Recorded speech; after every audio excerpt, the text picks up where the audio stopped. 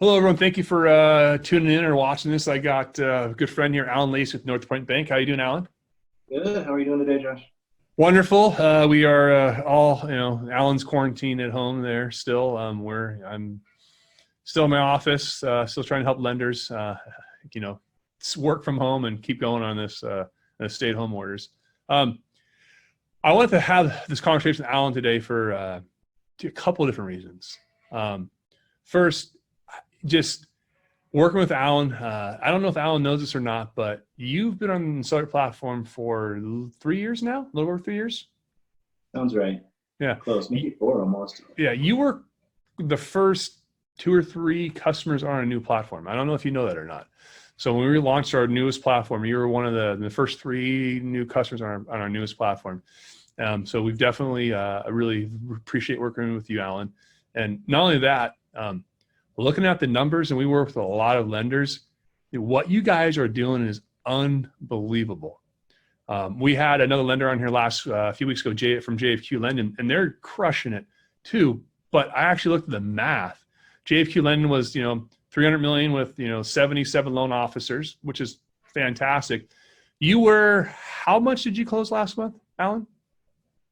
Oh, last month's always a little bit of a misnomer because it's not setting a record last month. They're doing this all wrong. But the last month we closed 376 units for 125 million. 125 million? 125 million. 376 units, 125 million. How many loan officers? 11 loan officers, 2 assistants, and then whatever I bring to. Dude, that is, I mean, that's 30 loans plus per loan officer. That's unbelievable. Yeah, I think it's like just about 10 million per person, 30 closed loans. I mean, all those people out there in the mortgage industry, you know that is unlike. I'm just, when I heard that last time we were talking, I was just blown away. I've always known you guys have been unbelievably efficient, but how do you? I mean, that's not. So do your loan officers all have assistants, or do they have people who are calling their borrowers for them? Who's following up for them? I mean, how are they getting this business? How are they managing all this? They would love if that was the case, I'm sure, but we're all individual loan officer production, no individual loan officer assistants, just 2 team assistants, which mainly handle the docs and a little bit of conditions.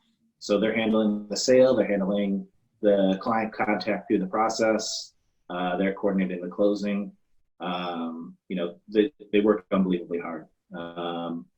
And how they do it is we just try to put them in a position to succeed. We're feeding them the right deals. We're providing the right service so they're getting the right return clients. We have exceptional client base who makes it easy for us as a mortgage consumer can make it for their lender. And we just try to focus on delivering great value to the consumer, and they return that value to us tenfold. Well, I see that, but I mean, so obviously there's a customer service level that you guys have to be having and dealing with your customers that's above par, right? You have to be doing exceptional work to get that kind of volume. So it's more than just customer service. It's also I'm just saying the efficiency. I know we had this conversation a little while ago, and you were going through some of the numbers, and you actually said something to me, and I really liked it. Was the little things lead to the big things. And we went over your volume. I remember it was like 2008, you're around 400 million, 400 million last year, like 600 million. You're projecting to be 750 million this year. Now you're probably projecting to be $1 billion or more. So you guys are so tell me about those little things. What are some of the little things you've put in the last handful of years that are because it's the efficiency, right? I think you said you had one of your loan officers disclose 100 plus customers in a month. I mean, that's a lot of work. How does someone even stay in contact or know who to call? Or that's what I want to drive to is how do you make someone that efficient? I'd love to take credit for that. That number was truly astounding because he said over 100 disclosed loans 2 months in a row, which is unbelievable. Yeah. But I mean, I think the biggest thing we do is one, we're consumer direct shop. So we're controlling the inputs, right? And that model, for some of the grief it gets industry wide is fantastic if you're an active manager and you have a dedicated focused sales staff. Because we're controlling the inputs, right? We're a lot of the industry, a lot of distributor retail, and bless them, it's a hard job. I don't want to do it. But they you know, if you try to manage from an output, right? And that's all a position a manager can be in, is you're managing an output, because your skilled and talented loan officers are the one driving the volume, driving the marketing, and bringing in the business. What we do is we manage the inputs, right? And I can manage from the inputs to get the outputs we want. And that's the little things. So, and that's where Insellerate is an incredibly valuable tool for us, because we can control the lead flow to some extent. We can tweak our pricing to take advantage of where we're at in the market. But we also set a defined process, so you can set a clear path to success for your loan officers. So if I give you this, you do this, and this will be the outcome. Whereas if you're just trying to measure from the outcomes, you're trying to manage backwards from closings, like it's incredibly challenging. And to your point, it's hard to be productive. It's hard to be efficient if you're just scrambling to try to get that one closing, because you can't control your inputs to your process. So the little things we manage, it's some of the stuff is the same as everybody, right? We're looking at conversion. So we look at, lead to application. We're measuring from application to disclosure. We're measuring from disclosure. So I'm going to stop you there, Alan. Most people aren't actually necessarily doing that. So just for all those people out there in the world like that. So this is some of the key little things that I really want to pinpoint is, and I love what you said. Some people are managing the output, but you're managing the input. And I always say in this space, it's like, if you're, especially in a consumer direct space, if you can manage it, you know what levers that turn, don't you? Like, so if you're, so that's, I think it's really important to understand what Alan's able to do is, if he's got lead sources, he can first start saying, well, which lead sources I'm getting in contact with the most? Which lead sources are giving me applications the most? Which lead sources applications are converting the most, meaning they're qualified? So you're able to start, so you're seeing these inputs. And again, a lot of lenders don't have this visibility, right? So obviously you've been on the platform for maybe, I think it's way close to 4 years. You've had this type of reporting, but just like, so Keenan, so you look at what percentage of applications, disclosures, and you're actually managing, you're managing top of funnel, not just like, as you said, the managing the outcomes, you're managing what the input in top of funnel is like. So do you have metrics that you try to keep within, and how does that work? Yeah, I deal less in looking at the percentages of what's converting, because that will show up at the end, right? When we're doing my end cost per funding. What we try to focus on, and I focus on, is a lot on the turn times. Like, so let me back up. Look a lot at the conversion of the lead to application. Because if you're not doing that, it's a good way to just lose money. And I'm sure plenty of lead providers out there would just love me to hand them a check. We frown on that. So, and that's where you guys help us tremendously, is that we're evaluating, by lead source, by cost per application, cost per funding, what our conversion percentage is for each lead source. And really one of the hardest things I found is lead attribution. And that's been a real focus of mine over the last 2 years, is to really do that. And I think we're starting to see some positive results from that, because it's so easy for a loan officer when they're caught up in their day, and especially as busy as we keep our people, they just market whatever lead source that their last deal was from. And we're going to continue to work for that, because I think that's where one of the greatest inputs is. But once you get into the process, and I think this is where a lot of people maybe take their eye off the ball a little bit, is they're not measuring how long it takes to get from A to B. Because if you look at your clients that convert from application to close, they're the clients who are most responsive. So you can play into that. You can help them be responsive, and then you can make sure you're not getting in their way. So, I'm always looking at and sending out reminders on a schedule throughout the week of, hey, these are your applications which have been disclosed but not back. These are your applications which are in but don't have sufficient docs to maybe go to setup or underwriting. And then once in the process, hey, here's how long you've been waiting for your borrower conditions. And if you just keep putting those little things in front of people, it gives people a list to work through. And then, I just have smart, hardworking people. And they do more than what I provide them. But by giving them a framework and a path to success, they can take advantage of it. And so rarely in this business, and having been in it for 20 plus years, and you can say the same, is I want to be someone who has a path to success to my loan officers. When they come in, they trust their income and their family's income with me. We want to give them a clear path of, if you do this for me, you will get this outcome. Some are better than others. Some are more productive than others, and that can change on month to month. But if you don't provide your loan officers a path to success, you just go, here's an Excel spreadsheet, start dialing. I mean, that's no good for anybody. And I think that's a core path of efficiency, because you have that trust relationship. I also have almost no turnover. My 8 of my 11 loan officers have been with me for 5+ years in a consumer direct space. That's a lot. Is unreasonable to expect, yeah. And I'm happy for it. And that consistency is truly helpful. But if you're loyal to your people, they can be loyal to you. And if you can give them a clear way to be successful, they'll feed that back to you. And it's just how to keep them in the center of the process. Like in your sign back there, you have your circle with your CM engagement platform, right? Yep. Like that's how I envision my entire loan officers world. How can I put them in the middle of a circle like that, which does all the automation and all the extra pieces of work, so I can empower them to do more, rather than flood the floor. Yeah, and you're obviously having to do that. I mean, first, I can only imagine if I'm a loan officer in an area in the consumer direct space, I would be wanting to work for you, because if you're providing a place that people are closing $10 million in business, their loan officers are, you're providing a place where people can just win, right? I mean, that's like, and so, exactly.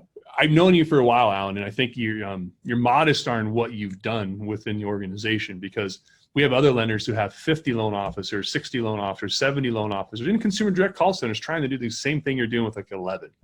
I know you're a super user of the platform.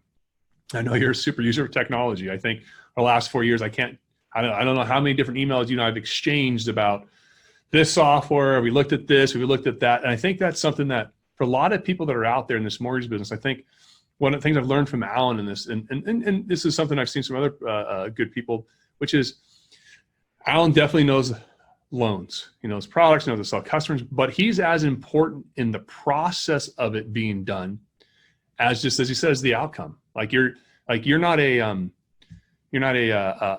Wolf of Wall Street salesperson that goes up in front of your call center and sings, hey, we're going to get some locks, and whoever gets the most deals this week gets, a set of steak knives, and, kind of like El Dorado in third place. We know what happens at third place, but it's not, champagne and hooting and hollering. It's systems, right? So it's you being a student of the game, being very diligent in understanding that, I always said it like this is, and I've been in the industry for 20 years like yourself, is we're in a manufacturing business. We sell a commodity.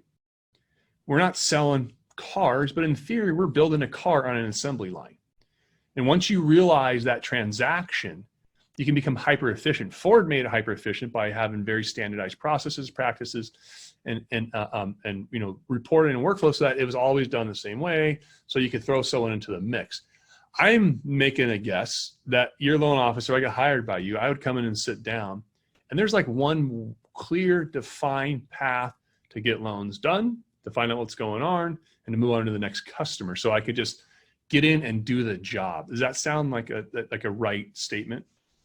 That's as close to it as we can make it. I mean, we're not working out, surprisingly, we don't have a ton of scripted conversations, but we do have a lot of focused emails that are people emulate, what the most successful loan officers are doing on the team.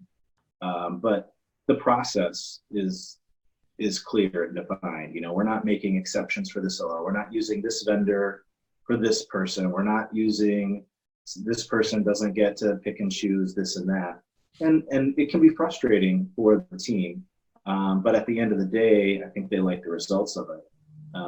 And it gives us strong relationships with our vendors, not just on the marketing end and conversion end, but, in terms of whether it's appraisal partners or title vendor partners.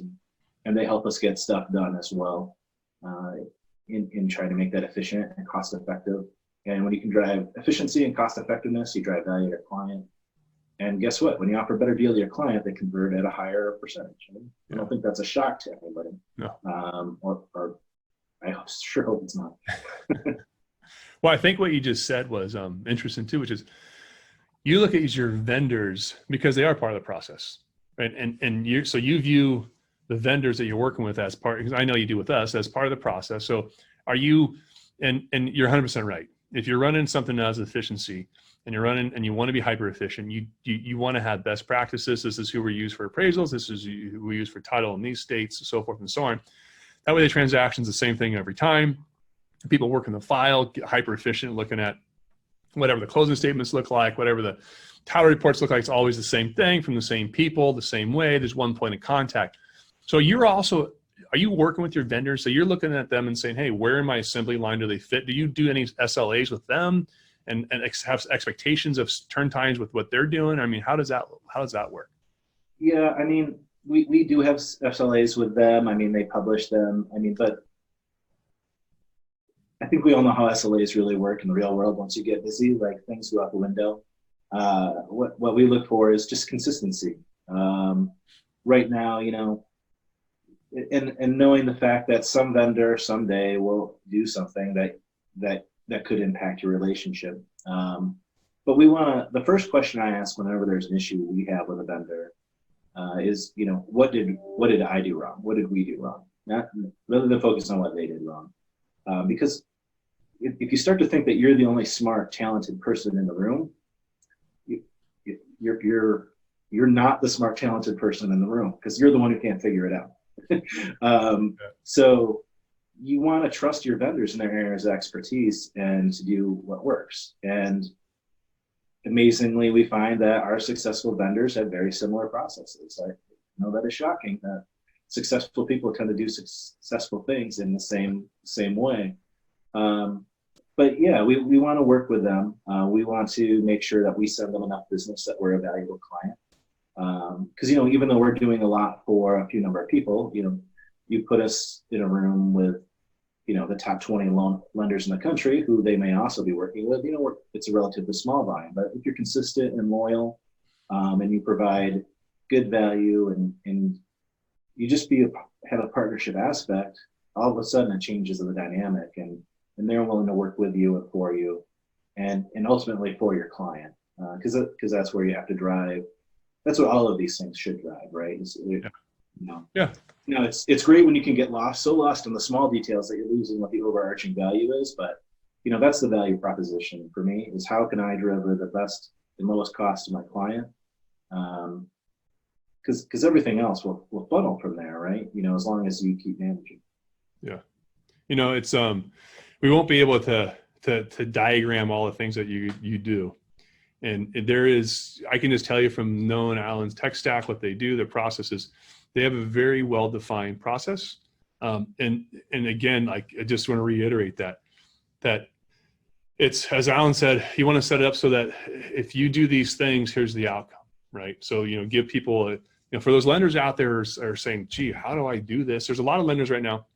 You said at the very beginning, consumer direct. And you said, you know, it may not be as popular. And I get a kick out of that. Because I've been in the consumer direct space for 21 years.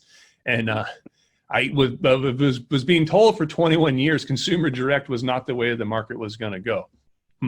However, over 21 years, that's where the market has gone, right?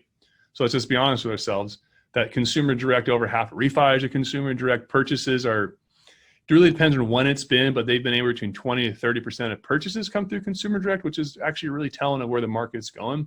If anything at all of this whole stay-at-home order has said to us is, wow, you have to be prepared to basically be a consumer direct lender because you're not right now, your retail loan officers at NorthPointe Bank, which you guys have a lot of, aren't in open houses necessarily working referrals, right?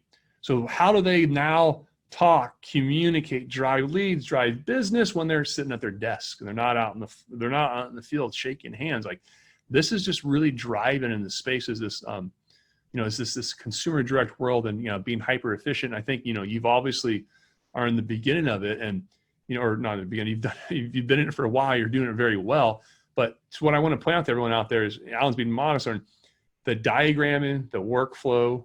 I know you spend a lot of time researching. I know you spend a lot of time looking at technology, and it's not just the technology. I think one of the things is that you're looking at is the workflow. And I think a lot of people in the industry don't understand this. And you can maybe talk a little about this, Alan, but you're trying to view your first lead to a repeat customer, and you're actually mapping out all the different processes of where they may be, communication strategies, alerts, prioritization, all these different things. And you're automating that, right? So it's a really workflow automated processes. And that you've done a lot of work there, haven't you? Exactly. Yeah. Because you need to have step A lead to step B, but you also need to communicate with your client about it. So, one of the things that was a lift to us is when we started to use your tool, and we started to do a lot of our automated soft touches in there. So take something as simple as a client update, to make sure those go out. And then you start to tweak things. And now as turn times go longer, we have a no update, on our workflow, just if we can alleviate the client concern for making one call, that eliminates one call to the loan officer, that frees them up to do other things. And there's so much more in the workflow we can do. There's so many different steps and journeys in the process that I know we can capture better. But the big thing is one, we want to deal with the primary population of loans, right? We want to deal with the 90%, not the 10% outliers. So that's how you can truly provide efficiency to your process. And make sure that what amazes me is how many people are afraid to make asks of their client that are in their client's benefit. So they don't want to ask for information, all the loan information right up front at the time of application. They want to wait and get it unwritten and do stuff like that. Or they, they don't want to make them have signed documents that come in, or they just want to, put this stuff in. And the person it hurts the most is your client who does their job. The person it hurts next is the client who doesn't understand the value to them of shorter turn times and improved lock turn times and improved pull through. Yeah. But the process is just the key ingredient to it. I think if you get a really high quality lead, a mediocre salesperson like myself, and a great process, you can have tremendous results. And I think that is repeatable. I'm smart, I'm a sharp guy, and I have good defined processes. If you ask me to come out of the blue and sell something, I'm probably not going to be your dude. But you put all that around, and I get a good client experience and good process. You reduce your lead costs. People worry about lead costs all the time. Well, you get 10% of your clients to come back to you to 15%. All of a sudden, your lead costs went down tremendously. And stopping leakage in your workflow also will all increase your conversion beginning to end. But if we can get things from A to B faster, you get your loans closed faster, you get your clients happier, and you just make everybody's world better. So you can do more volume because you don't have as many touch points. You don't have as much confusion in the process. But I think if anything anyone wants to get from me is just, if you do your very best job up front in terms of detail, you take the best 1003 you can, you take the clearest process, you set the right expectations, you look very smart when everything else goes through. So if I set up everything right for my loan officers and I provide the best leads that I can, and then things flow through, I look very smart. So I like that. And my employees seem to like it, and our clients as a whole like it. But if you're not mapping out your process, you're not mapping out where loans fall out. So let's say I know if my clients take more than 7 days to return their application documents, those clients have probably twice the chance of falling out as the rest of my client base. Okay, well, where do I want my loan officers to focus their time? I want them to focus time on getting those documents in, and less time on chasing the ones that have been sitting out there for 20 days. Because those clients just have stuff going on in their life. It's not that they're not valuable. It's just that there's something going on, whether it's with another lender or life's challenges, especially right now. But focus always focus on the low hanging fruit. I mean, like people talk about that like it's a bad thing. Like I want as much low hanging fruit as the world will give me. Yeah. No, like, and I think, so what I heard from you in this is like from the very beginning is pay attention to the details, right? And what you said about taking a good application. When I was a loan officer, I quickly realized, no, let me ask every question in that first call that I can think of, because it's going to save all the time in the world, right? Year acquired, original purchase price. There's things that people don't, what's the address of where you work? Little things that people will sometimes skip. And the reality is you don't skip doing the work. You just have to go do it later. And now it's like, now you got to call the borrower, and now it's inefficient. Hey, I forgot to ask you, what's the address of where you work, or what year did you buy your house, or what did you pay for, whatever those little, how many kids do you have? How old are the dependents? All those little questions where you think you're shortcutting at the front, you're not shortcutting anyone. So like, I love that. Great service, attention to the detail, and then systematically, is your attention to the detail on how this works. You didn't just say, hey, let me buy leads and then see what happens. It was leads come in. This is exactly what's going to happen. This is how they get distributed. This is who calls them. I'll correct you. I did do that, and I didn't make any money, so I stopped doing that. Okay, so you tried it, and you were like, okay, so there you, all right. But and then you put a system in place, and then look what's happened, right? I mean, you guys have just done amazing. I don't know if there's I have another lender that has the LO productivity efficiency as you guys do. It's unbelievable. $10 million for loan officer. And we're not talking jumbo loans, right? We're not talking $1 million loans. We're talking 250 average loan amount, 225. Yeah. Normal 250 to 350. I mean, I think our average has consistently been around 325. We do a lot in the West Coast, so that brings our averages up, even though we're in Michigan.